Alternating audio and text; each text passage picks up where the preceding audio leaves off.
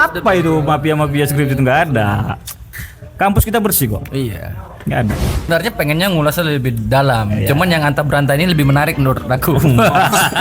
Perjudian. Oh, yang perjudian yang yang malah ada. diasahan udah gitu. Miras, Kemudian itu. narkoba dan segala macam. Ini Itu sih.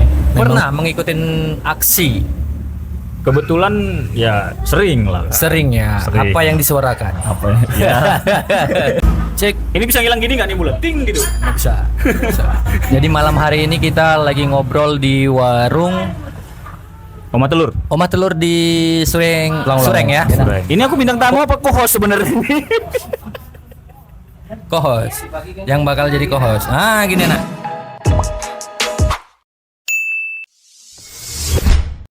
Sorkali ya Wak Podcast. Ya, perdana di Ska Kreatif.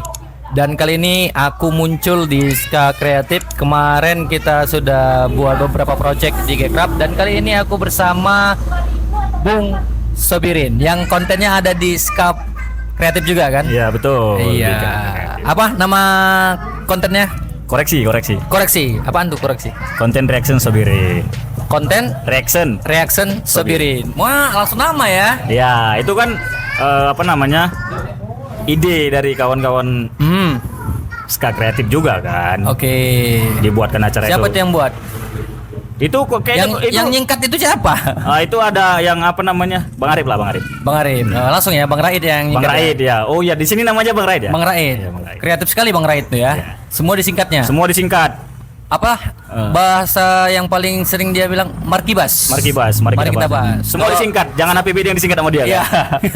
Kalau di aplikasi satu lagi dia bilang maraton. Mari Apa kita itu? tonton. Oh iya, jadi dua ya, dua Kedua. semua ini. Sebenarnya Bang Arif ini lebih cocok kepada kosakata Gen Z ya. Gen Z. Yang selalu mau singkat-singkat gitu. Gadget bukan yang untuk lampu itu. Itu Gen Z. Oh Gen Z. Gen Z. Gen Z. Oke. Jadi perdana kita kenapa milih di Oma Telur? Karena Oma Telur ini juga salah satu sahabat kita. Ya, ada Kak Dian di situ. Kalau dia siang Dian, malamnya Yanto. gitu. Ya. Ya, jadi- tapi kawan-kawan perlu diingat juga bahwasannya yang punya warung lah kalau di sini ya. yes. Nggak ada KP-KPan lah kita ya. Nggak ada, kita main warungan aja. Ya, warung ya yang punya ini guys, ya lawyer juga ya, lawyer. Lawyer. Jadi kita kan nggak takut nih podcast di sini kan. Enggak, kita mau bicara pinggir curang pun aman. Aman ya. Aman. Gas saja. Nggak ada cerita.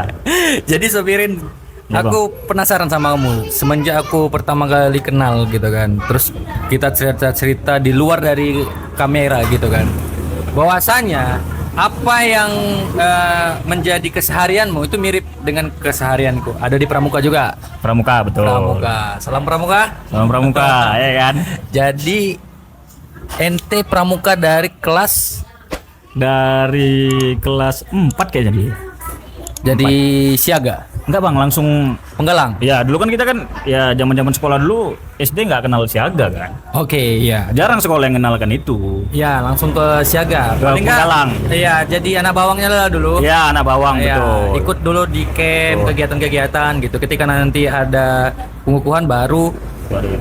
ikut Oh, di penggalang. jangan salah bang, dan itu masuk di kelas 4 itu nggak ada belum ikut pengukuhan tuh masih anak bawang loh. Iya, masih ada bawang. Cuman diajak apa? Kayak Sabtu Minggu. Sabtu gitu Minggu, kan. terus kegiatan-kegiatan latihan. Yang ada yang anak-anak diajak mamanya. Biasanya itu di kelas 6 akhir baru pengukuhan karena mau masuk SMP. ke usia penggalang Iya kan gitu. betul. Iya. Nah, di Pramuka berapa lama dan kapan terakhir ikut kegiatan? Pramuka ikutnya penggalang, penegak ya kan. Penegak itu di SMA. Setelah SMA selang berapa tahun gitu, 3 tahun, nah, ikut KMD waktu itu Ikut KMD sempat. ya, yang diadakan sama komunitas Pramuka Madrasah. Oh, Sako. Ya Sako.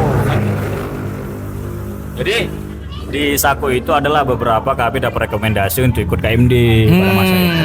Jadi 2018 aku itu udah punya ijazah KMD. KMD. Nah, sampai tamat sekolah kuliah masih mengikutin. Kuliah udah enggak bang? Kuliah udah nggak fokus dengan Fokus dengan pernikahan. Bukan. Oh, bukan. Jadi Fokus dengan dunia anta berantahnya. anta kan? berantah. Nah, ini yang aku mau tanya. Oke.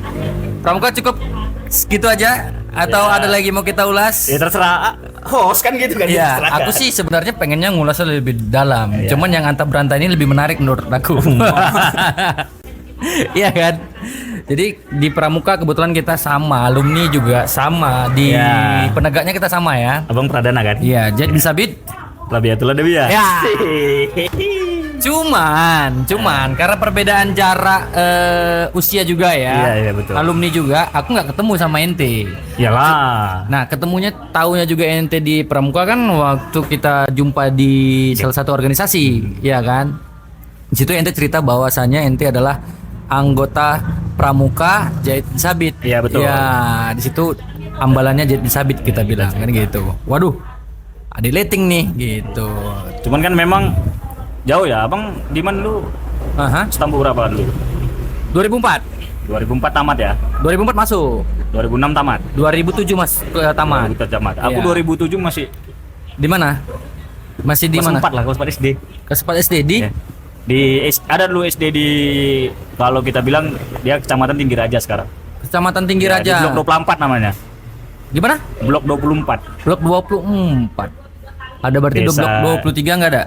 Itu dulu jadi gini Bang, ceritanya dulu itu blok-blok ke apa? Kebon sebenarnya. Oh, blok kebon. Ya, jadi kan itu kan kampung. Hmm. Jadi kan itu wilayah di blok 24 itu. Jadi istilahnya panggilannya blok 24. Desanya Sidomulyo.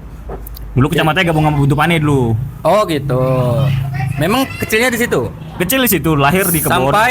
Sampai SD kelas 6, kelas 5. Kelas 6 pindah. pensiun, bos. Oh, pensiun bos. Pindah ke Rawang. Oh, berarti bos karyawan Iya, di karyawan. perkebunan. Ya. Ya, memang kalau teman-teman boleh tahu nih di daerah Asani kan banyak perkebunan. Ya, betul. Sama kayak cerita Bang Sapriyadi kemarin kan, bahwasanya di Asani lebih banyak perkebunan. Jadi memang kelas 6 ya pindah. Kelas 6 Ke? ke Min.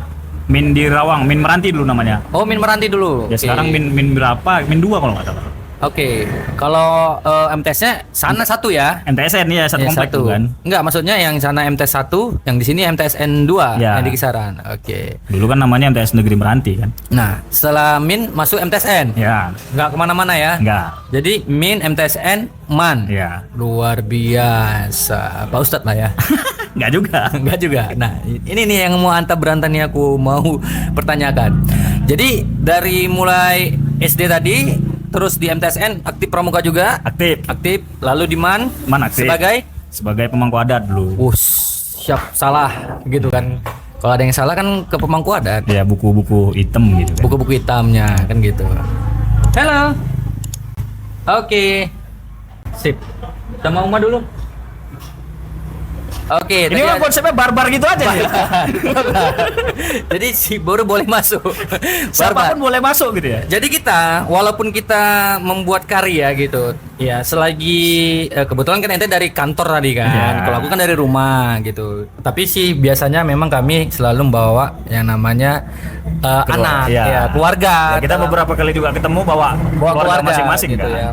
Supaya apa ya? Lebih nyaman aja gitu. Bukan. Biar kalau keluar besoknya dikasih lagi. Betul, kan nyaman gitu kan. Kalau keluar kita aja itu nyaman gitu. Kalau misalkan di rumah kita kena telepon. Lama lagi gitu kan. Ngobrolnya pun nengok handphone gitu kan. Iya. Nah, habis pramuka langsung selesai di SMA atau di penegaknya? Ya, di penegak selesai. Selesai di penegak dan langsung ke kampus. Kampus. Nah, kampus ini agak lumayan liku-liku sih. Sempat ikut pramuka juga di kampus? Nggak pernah. Jadi ketika aku kampus di Asahan ini kan dulu Bang, ibaratnya yang ada pramuka itu kan hanya UNA kan. Iya. Baru sekarang Universitas Royal kan. Ada. Mereka kan itu kan buat itu gitu. Ya aku dulu sempat dulu waktu masih namanya STMIK itu kuliah di situ setahun. Oh, sempat di STMIK juga? 1 tahun. 1 tahun. Ya, nggak tamat Oke. kan. Nggak selesai. Nggak selesai. Alasan pindah? Alasan pindah ya money juga kan. Ya, waktu saat itulah ya. Iya. Karena memang proses itu pasti ada apa namanya perjalanan itu ada lika-liku lah ya. Ya karena kan juga kuliah dulu orang tua sempat bilang gak usah kuliah lah, nggak ada duit kan gitu. Oke, kebetulan orang tua ada juga pensiun ya. Baru tanya-tanya kawan, kok kuliah di mana gitu. Mhm. Di Darulum. Pertanyaan pertamaku itu apa ada kampusnya gitu. Oh, setahu kita pesantren. Iya, setahunya pesantren gitu aja kan. Iya, setahunya pesantren karena memang posisinya memang di lingkungan perkantoran ya, pemerintahan itu. Pemerintahan udah gitu kan yayasan kan. Iya, ya, ya. Jadi kebetulan karena pada masa itu kan itu yayasan miliknya Pak Bupati kita kan. Iya, benar, Gitu. benar. Dan jadi memang pindah dari Helmet Royal mencari yang penting tetap kuliah. Tetap kuliah dengan biaya yang ibaratnya bisa dihandle lah kan gitu kan. Ya. Karena kita mau mencari ilmu akademisi kan Iya. gitu. Nah, kenapa tadi antah berantah apa tadi bahasanya? Entah berantai. Antah berantah. Kenapa di antah berantahnya itu pada saat di zaman perkuliahan? Ya dulu gimana ya Bang? Aha. Ketika sekolah ruang untuk ya mungkin antah berantainya dalam tanda kutip bukan nakal segala macam. Ya kenakalan biasanya gitu. Kalau Iya. di sekolah kan ibaratnya ya kita hanya fokus sekolah, ekstrakurikuler, pulang nggak mikirin apa-apa gitu. Oke. Jadi memang fokus ya. Iya, Sempat fokus. fokus. Ikut organisasi kampus? Ikut. Ikut ya. Iya. Terus apa yang diikutin? Ikatan Mahasiswa Muhammadiyah waktu itu. Oh, IMM. Walaupun kampusnya berada di Darul Ulum kan gitu. Jadi memang antah berantahnya ini pernah mengikuti aksi. Kebetulan ya sering lah. Sering ya. Sering. Apa yang disuarakan? Apa ya? Ya, Ini agak ini harus ya. tahu nih kawan-kawan, apa yang disuarakan sama mahasiswa yang selalu ikut aksi. Jadi kawan-kawan juga harus tahu agak istilah agak itu kalau Agak. di sini apa ya? Semi-semi lah ya. Semi-semi ya. Jadi yang disuarakan aksi pada seringnya sih lebih kayak pada masa itu ya kasus yang lagi. Terus selama aku mencuat itu yang paling besar sih biasa yang umum sih kayak perjudian. Oh, yang perjudian yang malah ada. biasahan begitu. miras Miras, kemudian narkoba dan segala macam gitu sih. memang meresahkan sekali ya kalau untuk itu ya. Oh iya Bang, positif. Jadi memang itu dari hasil survei keluhan masyarakat Yang atau ya kita cari dulu data ke masyarakat nih. Mm-mm. Kita cari akar masalahnya di mana, penyebabnya apa, kenapa bisa begini, baru kita kaji sama kawan-kawan kan, baru kita turunkan aksi massa. Oke. Biasanya nih, Nah, ini biasanya mahasiswa yang aktif di kampus dengan ekstra kampusnya seperti itu ya, organisasi eks kampus ya, di luar kampus, bahkan di kampus juga ya. Itu biasanya lama itu kuliahnya. betul. Berapa lama? 14 semester Bang. Tunggu. 14 semester bagi 2. 7 ya. 7 tahun ya, luar biasa. Sampai dah kita di satu organisasi baru wisuda tuh kemarin Iya. ya. Wah, luar biasa. Tepuk tangan dulu buat sendiri. Apa alasannya? Ya satu memang terlena kan dengan Dunia ya kenaan gitu ya, banyak lupa. teman Ya gitu. tapi alhamdulillahnya skripsi sudah aku kerjai kan. Oh, skripsi sudah dikerjain, hanya Ya. saja belum diselesaikan Belum di sidang disidangkan, kan. ya. Oke. Ada kendala lah ya, pertama ya kayak biaya semua segala macem. Iya.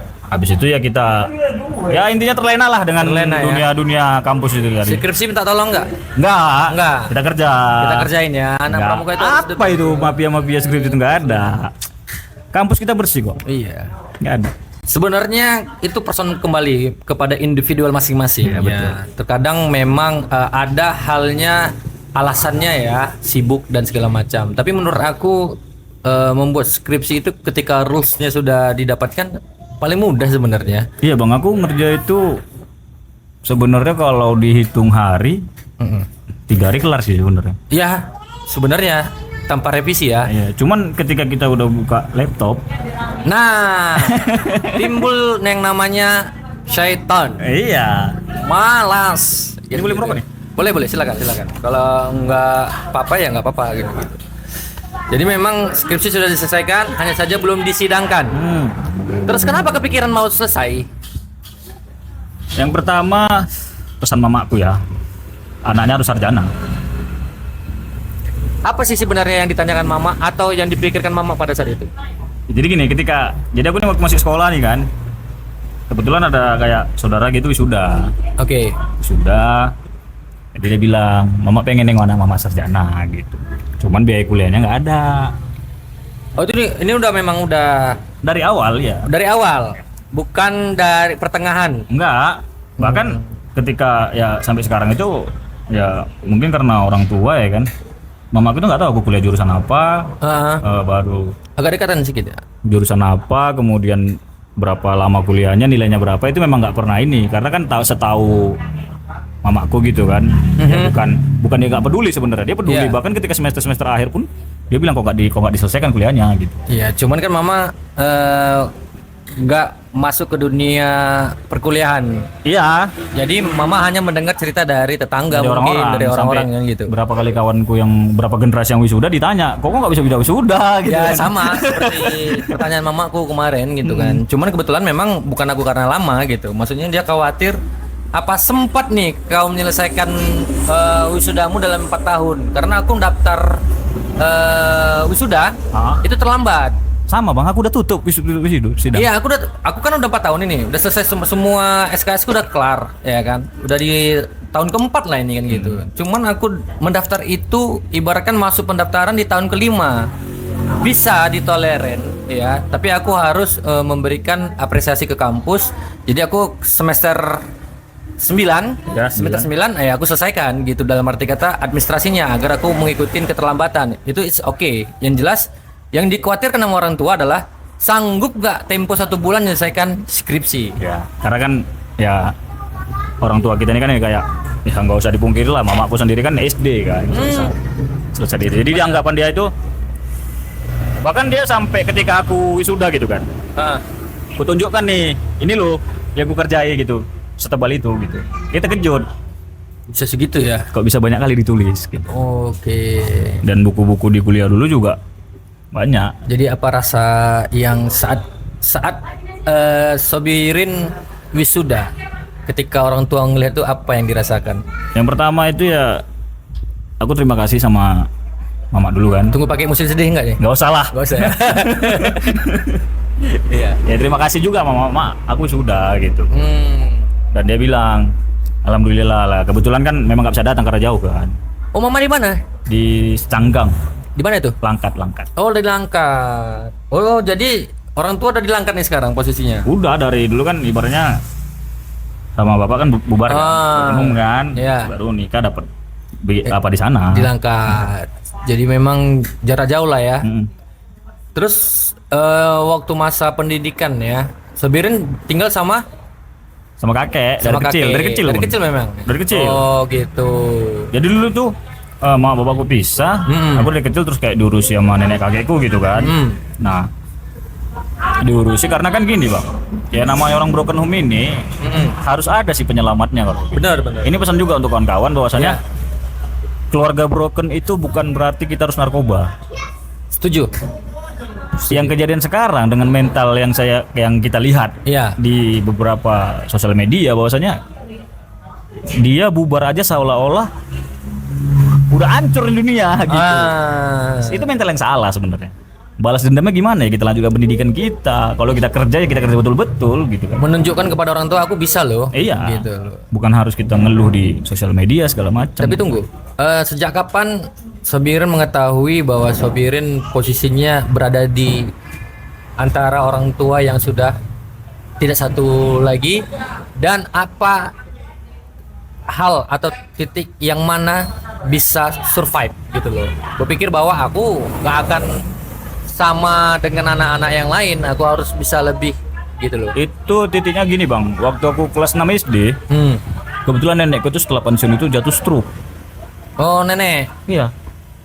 Ya almarhum semoga tenang lah di sana. Amin. Jadi kan gini, kena stroke, ekonomi hancur tuh bang. Oh iya. Ekonomi hancur. Bahkan aku sempat dibilang udahlah nggak usah sekolah lagi, nggak ada biaya gitu kan. Oh iya. Cuman aku tetap ngotot. Oh. Mak, aku harus sekolah mak. Bilang sama kakek nenekku. Kan. Sama makku juga aku bilang, mak aku harus sekolah. Aku bilang. Karena aku berpikir gini, kelas ada guru yang bilang dulu kalau nggak salah, kita nggak apa-apa miskin, tapi kita punya pendidikan gitu. Miskin nggak apa-apa, yang penting punya pendidikan. Punya pendidikan betul. Jadi aku punya prinsip itu gitu. Nah, setelah aku jalani, Ya. memang pendidikan itu nggak bikin kita kaya. Oke. Cuman pendidikan yang kita jalani hari itu jadi modal bang. Lebih bermartabat lah ya istilahnya. Iya, setidaknya bukan hanya martabat yang kita kiat-kiat hidup itu kita dapat dari melalui pendidikan.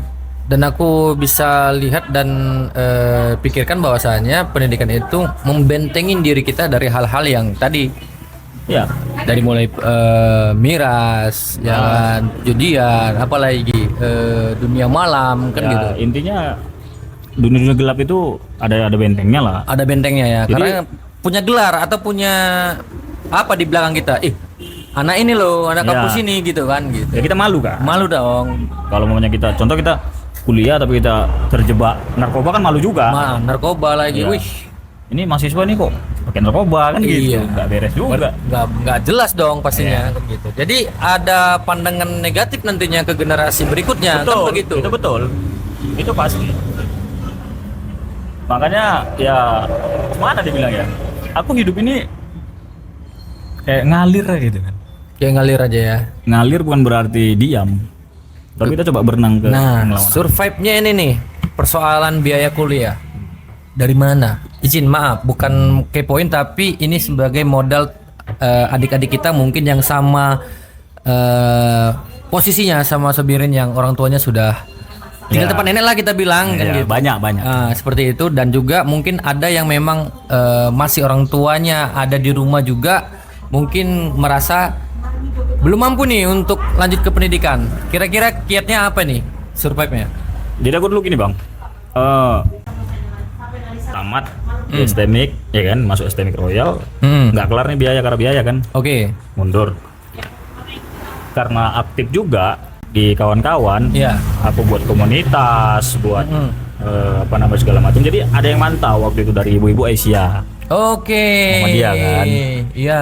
Jadi ada satu yang dulu dia ngajar di Gimana? Muhammadiyah, abang itu kan, bang siapa ya?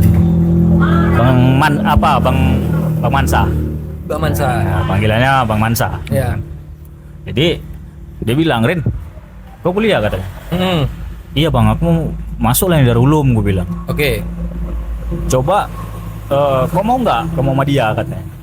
Oh, diarahkannya ke situ. Ya, awalnya gue pikir bang, Iya. karena bukan basic orang Muhammadiyah kan, Oke. warga lah bukan Iya. orang.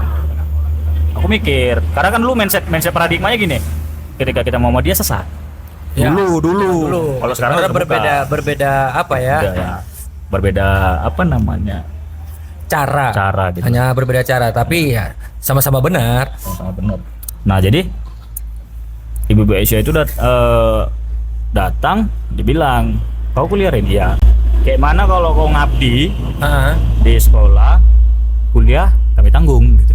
Oh, dilihatnya dari mana itu? Dari ya aku buat komunitas dan apa kawan-kawan. Apa komunitasnya kemarin? Komunitasnya itu kayak awalnya itu kayak pecinta alam gitu sih. Pecinta alam. Ya jadi kawan-kawan banyak yang ikut, dan gitu ya remaja-remaja masjid juga. Oh, remaja masjid juga? Ikut lah. Oke, jadi aktif memang di remaja lingkungan waktu itu ya. Jadi memang dibentuk karena dulu gini, pengalamanku sih selama hidup di jadi AK lah ya, anak karyawan kan. Anak karyawan.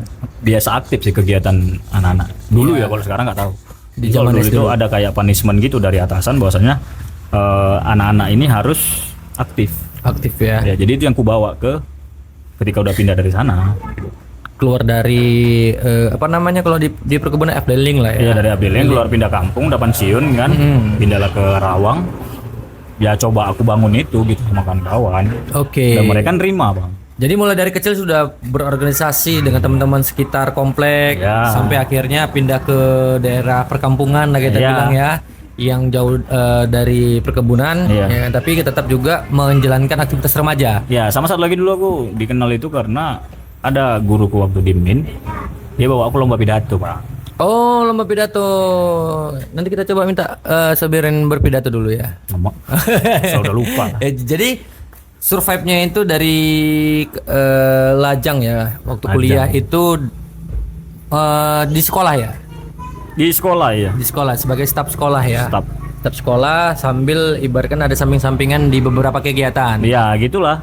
Jadi ibaratnya kuliah udah terbackup kan. Oke. Ya kita tinggal kayak cari uang jajan aja gitu. Oke. Apakah ini yang membuat Sobirin tetap selalu diingat sama teman-teman organisasi sehingga kita bisa sama nih? Ya mungkin ya nggak tahu sih karena kan ya kita karena sering kenal, jumpa, berkawan segala macam, ada kawan buat komunitas, ya ayo coba gitu. Oke, dan Sobirin ini yang aku kenal ya, ini enggak ngebanggain temen sendiri, enggak. Memang paling aktif di organisasi. Ya, itu ku akuin kan gitu. Nah, sakingan aktifnya malam ini juga aku ditodong untuk buat konten kan gitu. Sebenarnya bukan dia yang harusnya aku podcast, cuman dia mau persiapan ya sekalian aja kan gitu. Kita mau ngulik dulu Sobirin ini gimana. Nah, saat ini nih sudah berkeluarga. Sudah punya momongan juga. Iya, jadi survive-nya lebih tinggi ya. Oh iyalah, betul. Posisi saat ini kegiatan sehari-hari kerja di ya sales marketing Honda. Sales marketing ya. Buatnya kalian jangan lupa langsung kontak Sobirin dan ikutin konten di Ska Kreatif. Koreksi. Apa tuh? Konten reaction Sobirin. Konten reaction Sobirin. Oke, thank you buatnya Sobirin malam hari ini yang sudah kasih inspirasi. Quote-nya adalah survive buat Sobirin. Jadi mau apa lah ya, motivasi lah ya. Jadi untuk kawan-kawan jangan pernah patah semangat gitu. Itu karena aja. Sekali kita jatuh, jangan pernah berhenti. Gagal gitu ya coba lagi gitu. Apapun hasilnya itu belakangan. Dan apapun cerita keluarga ya, mau dia tidak lagi satu rumah apa segala macam, kita tetap survive. Ya nggak bisa jadi alasan itu. Nggak jadi alasan ya. Bukan satu alasan itu ya untuk membela diri bahwa kita itu perlu di kasihani, kita perlu diapain gitu. Nggak perlu itu. Nggak perlu ya, survive itu penting ya. Penting. Bahkan dengan adanya kayak gitu kan kita bisa lebih respect sama orang kan. Betul luar biasa.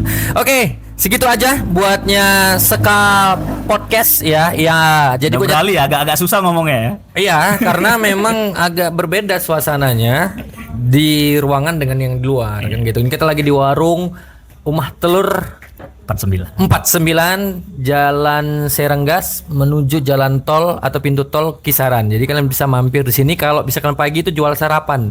Jadi kalian bisa lihat di seberang jalan itu ada tulisan sarapan. Nah, disitulah lokasinya. Umat Telur ini ada telur asin asap. Wah, buatnya kalian di luar kota Asahan yang pengen merasakan telur asin tapi dia bukan direbus tapi diasap. Tapi gini bang, pemilik Oma Telur ini orang yang berasa juga dalam hidupku kan gitu. Wos, ini dia. Apa kita buat perduanya? Sedikit lah ya, sedikit.